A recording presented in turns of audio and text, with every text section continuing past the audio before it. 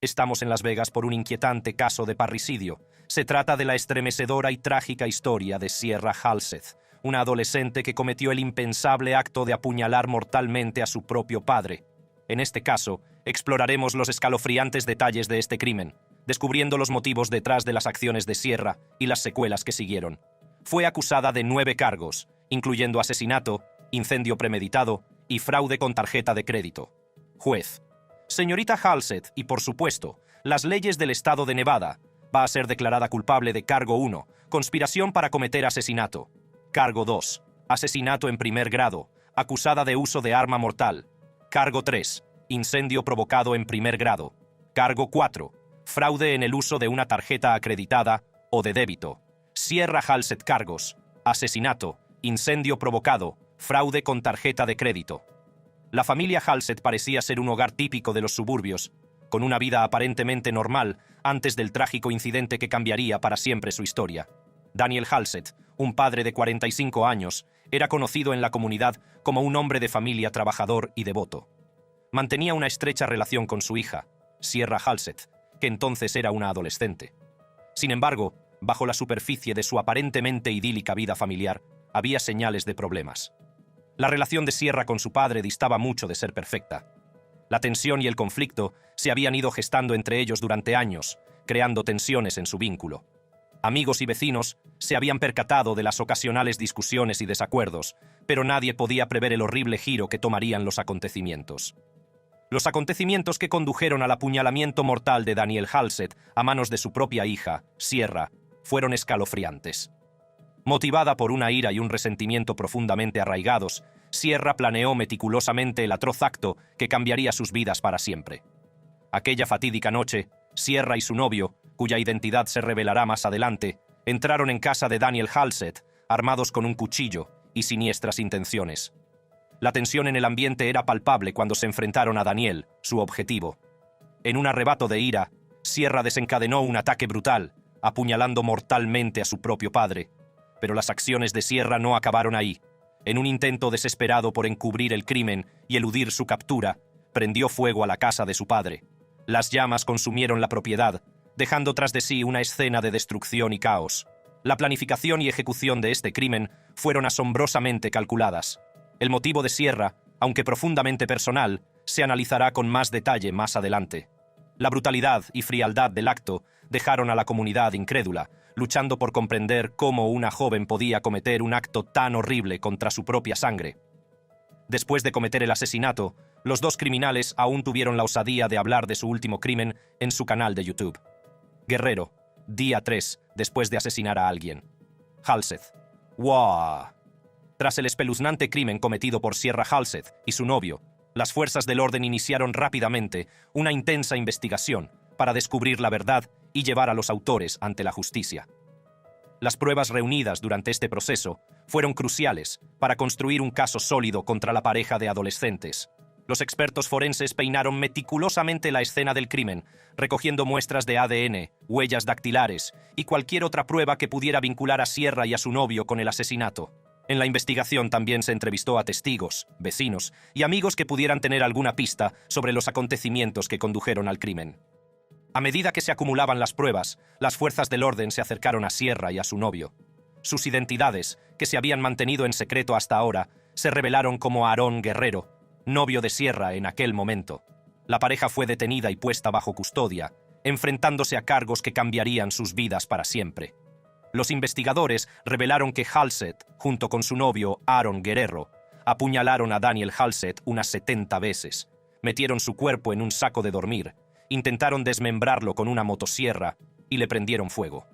Poco después se descubrió el cadáver de Daniel Halseth en el garaje de su casa, cerca de Durango. El juicio que siguió fue un espectáculo, con la comunidad y los medios de comunicación siguiendo de cerca los procedimientos. La acusación presentó un caso convincente, destacando el motivo, la planificación y la ejecución del crimen. La defensa, por su parte, intentó pintar un cuadro diferente, abogando por la clemencia y cuestionando el estado mental de Sierra. Durante el proceso judicial, Halseth leyó una carta ante el juez, en la que destacaba varios casos de abuso sexual y acoso por parte de su padre, afirmando que era adicto a las drogas y pederasta. Halseth: él me encerró en lugares y comienza a golpear y empujar a mi alrededor, pero esto resultó ser inútil cuando el juez dictó el martillo de la justicia. Después de una cuidadosa deliberación, el jurado emitió su veredicto. Sierra Halseth y Aaron Guerrero fueron declarados culpables de los cargos que se les imputaban. El juez, reconociendo la gravedad del delito, dictó una sentencia que reflejaba la gravedad de sus acciones. Sierra Halseth fue condenada a cadena perpetua con posibilidad de libertad condicional por su participación en el asesinato de su padre, Daniel Halseth. Aaron Guerrero, su novio y cómplice, también recibió la misma condena. Mientras se leía la sentencia, ella sabía que se merecía absolutamente todo lo que se le venía encima. Juez: es una sentencia total de cadena perpetua en el Departamento Correccional de Nevada, con la posibilidad de libertad condicional hasta 22 años de buen servicio, aunque algunas personas creían que esta sentencia aún no era suficiente para los acusados. Familiar de la víctima: ambos deberían haber sido condenados a muerte por la vida que tomaron. La sala del tribunal se llenó de una mezcla de emociones, mientras la comunidad lidiaba con la impactante realidad del crimen y las consecuencias que le esperaban a la joven pareja. Sierra Halseth sentencia: cadena perpetua con posibilidad de libertad condicional. Tras el juicio, la comunidad tuvo que superar el trauma y aceptar el devastador impacto de este acto sin sentido. La investigación y el juicio sirvieron para recordar la importancia de la justicia y las consecuencias que aguardan a quienes cometen crímenes tan atroces. Esta estremecedora historia sirve para recordar lo más profundo de la naturaleza humana y las devastadoras consecuencias que pueden derivarse de conflictos no resueltos en el seno de las familias. Detective: ¿la tienes cogida por las manos? Tasmilla: creo que tenía estaba en la parte superior. Detective: y Jazz la tenía, sus pies. Sí, era pesada. Detective: ¿qué hicieron? La pusimos en la bañera. En el caso judicial de hoy en el Tribunal Superior del Condado de Rockdale, profundizamos en el escalofriante caso de dos hermanas gemelas idénticas que fueron condenadas a 30 años de prisión por el inimaginable crimen de apuñalar a su propia madre y dejarla morir en la bañera.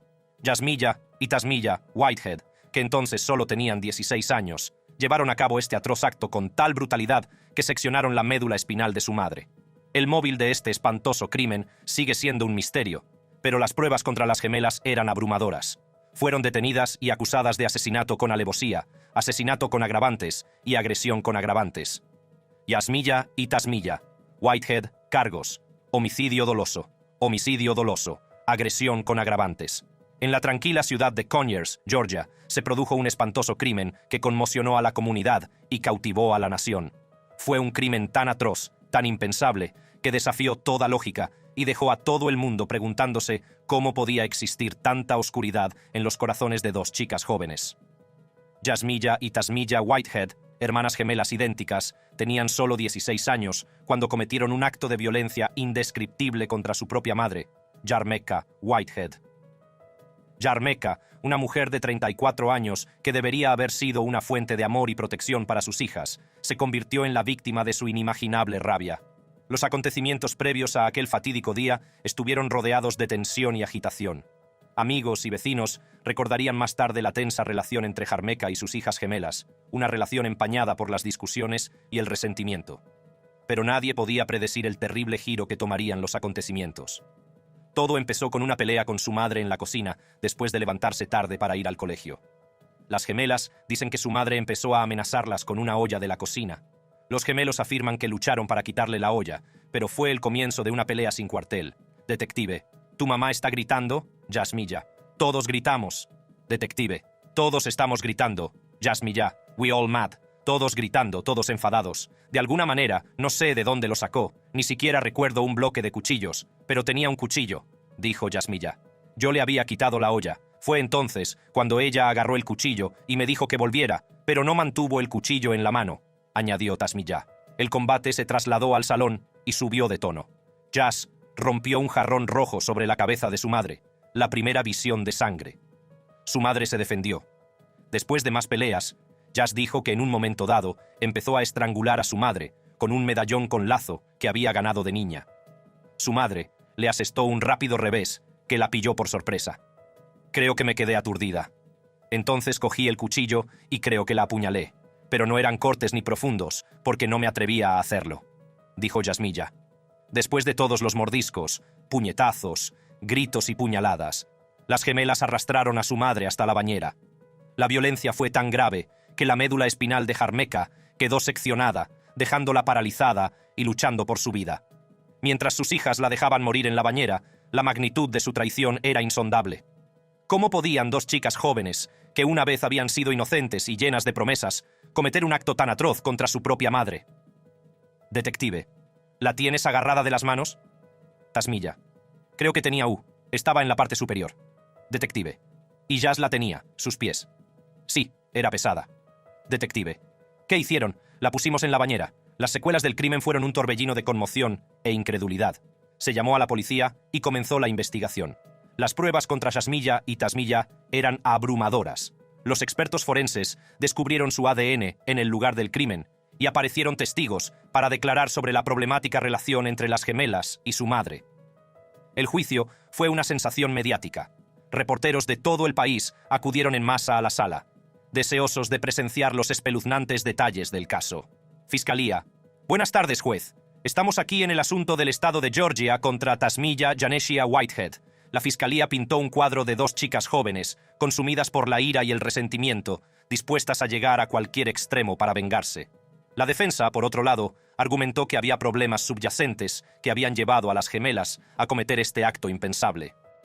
Mientras seguimos desentrañando el espeluznante caso de Jasmilla y Tasmilla Whitehead, las hermanas gemelas idénticas que apuñalaron brutalmente a su propia madre, Yarmeka, y la dejaron morir en la bañera, profundizamos en los motivos de este crimen impensable. ¿Qué pudo llevar a estas jóvenes a cometer un acto tan atroz contra su propia sangre? Amigos y conocidos de la familia Whitehead quedaron perplejos ante los acontecimientos de aquel trágico día. Describían a Yarmeka como una madre cariñosa y devota, que siempre se esforzaba por mantener a sus hijas. Pero bajo la superficie había tensiones ocultas y resentimientos latentes que acabarían estallando en violencia. Durante el juicio, se reveló que Jasmilla y Tasmilla habían sufrido una educación tumultuosa. Sus padres se divorciaron cuando eran pequeñas y fueron criadas principalmente por su madre. Aunque Yarmeka hizo todo lo posible por mantener a sus hijas, la familia pasó apuros económicos y las niñas estuvieron expuestas a un entorno turbulento.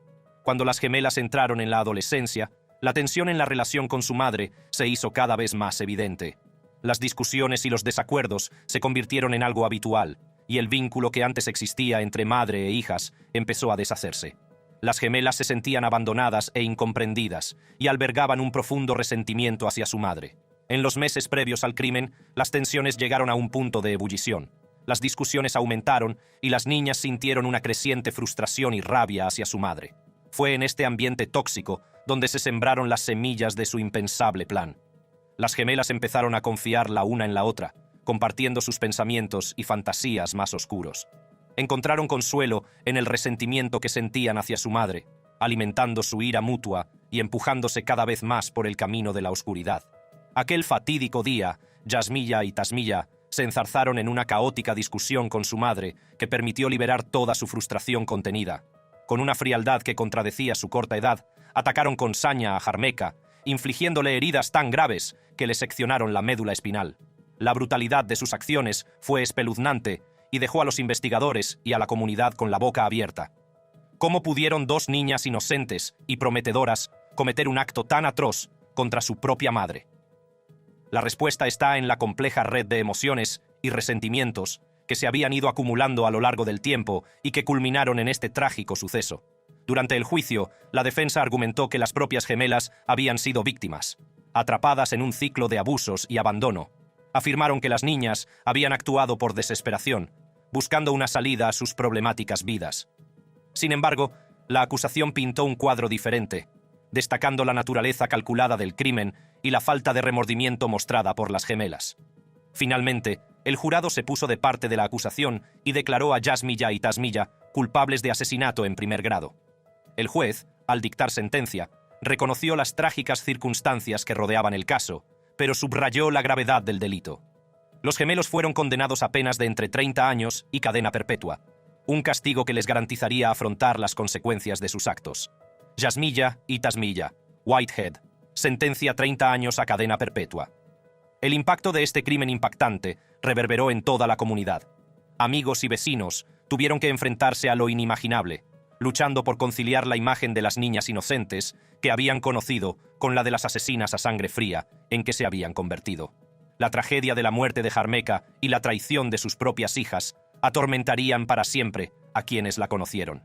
El veredicto conmocionó a la ciudad de Conyers, Georgia, y más allá. Amigos, vecinos e incluso desconocidos que habían seguido de cerca el caso quedaron conmocionados por la naturaleza inimaginable del crimen y la severidad del castigo. La comunidad estaba dividida. Algunos simpatizaban con la problemática educación de las gemelas, mientras que otros exigían justicia para Yarmeka. En los días siguientes al juicio, los medios de comunicación de todo el país acudieron a Conyers, deseosos de captar las reacciones de las personas más cercanas al caso.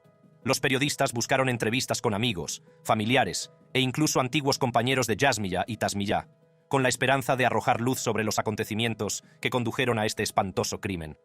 Muchos se sintieron incrédulos, luchando por conciliar la imagen de las niñas inocentes que habían conocido con la de las asesinas a sangre fría en que se habían convertido. Amigos y conocidos relataron recuerdos de tiempos más felices, cuando las gemelas eran despreocupadas y llenas de potencial. Era un marcado contraste con la realidad que se había desarrollado. El impacto del crimen se extendió mucho más allá de la comunidad inmediata. La nación asistió horrorizada a la revelación de los detalles del caso, y muchos se preguntaron cómo podía existir tanta oscuridad en el corazón de dos niñas. La historia se convirtió en un cuento con moraleja, un recordatorio de las profundidades de la depravación humana y de las devastadoras consecuencias que puede tener. En los años que siguieron al juicio, la comunidad empezó a recuperarse poco a poco, pero las cicatrices dejadas por este espantoso crimen nunca desaparecerían del todo. La memoria de Yarmeka perduró en los corazones de quienes la conocieron, y su trágica muerte sirvió como recordatorio constante de la fragilidad de la vida. Para Yasmiyah y Tasmiyah, la vida entre rejas se convirtió en su nueva realidad. Las gemelas, que habían compartido un vínculo que parecía irrompible, estaban ahora separadas por los muros de la prisión. Sus vidas cambiaron para siempre y se vieron obligadas a afrontar las consecuencias de sus actos. En prisión, los gemelos se enfrentaron a una nueva serie de retos. Tuvieron que enfrentarse a la compleja dinámica de la vida entre rejas, donde la supervivencia dependía a menudo de formar alianzas y pasar desapercibidos. Su juventud y la naturaleza de su delito los convirtieron en objetivos para otros reclusos, y tuvieron que aprender a adaptarse rápidamente a su nuevo entorno. Durante su encarcelamiento, Yasmiyah y Tasmiyah tuvieron tiempo de reflexionar sobre sus actos y el dolor que habían causado. Se sometieron a asesoramiento y terapia, intentando comprender las causas profundas de su comportamiento violento. Fue un viaje de autodescubrimiento y redención, en el que se enfrentaron al peso de su pasado y trataron de reconstruir sus vidas. A continuación, en Michigan, el oscuro y perturbador caso de Samantha Grigg y los delitos que llevaron a su condena. Prepárate para ser sorprendido como descubrimos los escalofriantes detalles detrás de Samantha Grigg, un estudiante de 18 años de edad, estudiante de último año en Saline High School, que se declaró culpable de los cargos de homicidio y robo sin armas en la muerte del estudiante de la Universidad Estatal de Michigan, Dustin Frolka. Te llevaremos a través de la extensa audiencia de declaración de culpabilidad que reveló la implicación de Grigg en la muerte de Frolka y el posterior proceso judicial. Esta es una historia que te helará la sangre. Samantha Grigg. Cargos: homicidio involuntario, robo sin armas. Todo comenzó en un día aparentemente normal en febrero, cuando la vida de Samantha Grigg dio un giro oscuro y retorcido. Grigg, estudiante de último curso del Instituto Saline, recibió una llamada de su amigo Brendan Haim. Poco podía imaginar que esa llamada pondría en marcha una serie de acontecimientos que desembocarían en un espeluznante crimen. Haim, junto con otro amigo llamado Tyrell Bredernitz, tenía un siniestro plan en mente. Querían golpear o robar a Dustin Frolka, un estudiante de la Universidad Estatal de Michigan. Grigg, sin comprender del todo la gravedad de la situación, aceptó ser su conductor en la huida. El 15 de febrero, Grigg dejó a Haim y Bredernitz en el apartamento de Frolka en East Lansing. A continuación aparcó en la calle, sin ser consciente de los horrores que estaban a punto de producirse. Mientras esperaba, Grigg recibió un mensaje de texto de Haim, indicándole que fuera a recogerlos. La curiosidad y una sensación de inquietud invadieron la mente de Grigg mientras se acercaba al apartamento. Haim salió del edificio y le preguntó si le parecía bien que Frolka les acompañara en el coche. Poco sabía Grigg que esta decisión tendría consecuencias nefastas. El grupo, formado por Haim, Bredernitz, Frolka y Grigg, subió a un Ford Explorer Sport Track y Grigg se puso al volante. Su plan inicial era conducir para que Frolka pudiera sacar dinero de varios cajeros automáticos. Sin embargo, no tenían ni idea de que este acto inocente pronto se convertiría en una pesadilla.